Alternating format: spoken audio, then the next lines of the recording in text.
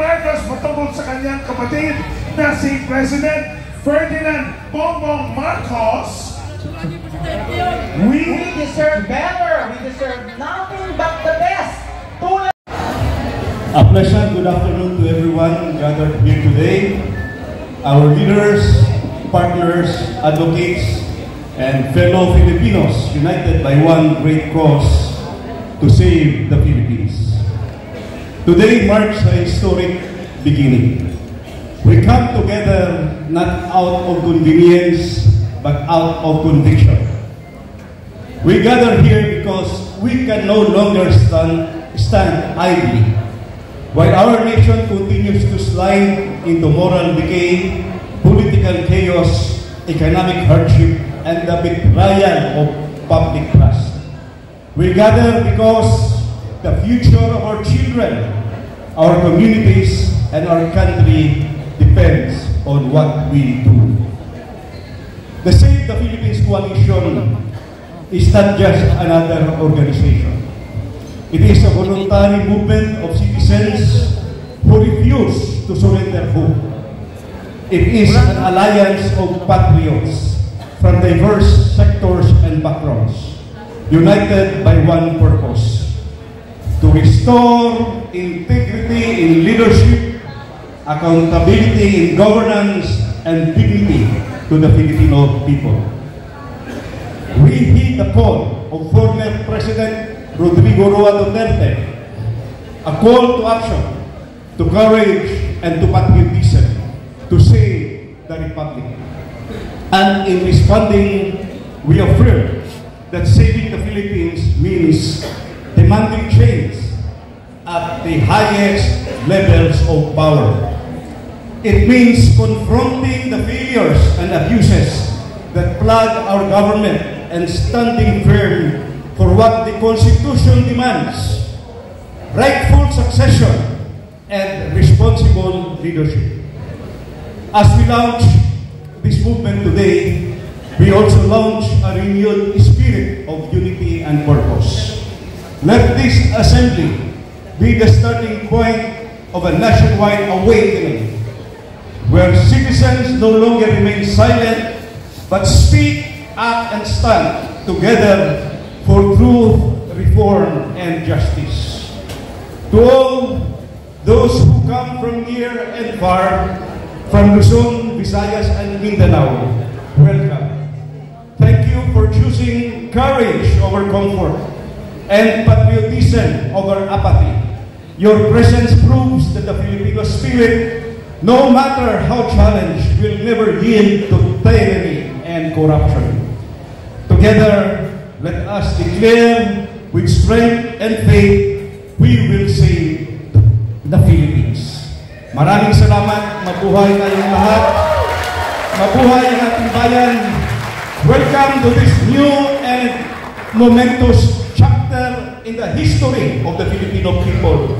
God save the Philippines. Sa mga naiwan dito, ang Sagano, maraming salamat po sa inyo. Ay, ano na? Yes! Ito na! Ano na? Mababayaan ba natin? Alam mo, sa totoo lang, galing ako sa IFC, nagsalita rin po ako doon. At nakita po kami ni Anna. And sa ano nga, yung totoo, marami man sa inyo na hindi sasang-ayon, pero sasabihin ko, naawa ako sa kanya. Hindi po madali yung ginawa niya. Tama. Kasi pinagdaanan ko rin po yung pinagdaanan. Pero lahat po ng sinabi niya totoo. Totoo yun. Lahat. Nakakaawa. Kung sinasabi niya nga, mabait si Bongbong. Dahil doon, na-manipulate siya. Kaya sa totoo lang, hindi talaga si Bongbong ang nagpapatakbo ng ating bayan. So, panahon na sa mga kapulisan, sa Armed Forces of the Philippines, Philippine Marines, Philippine Navy, lahat po kayo, nananawagan po kami. Hindi ho importante kung alam nyo, ginagawa nyo lang po yung trabaho nyo. Pero, sorry, ang importante is kailangan po natin mag-ayos ng bayan.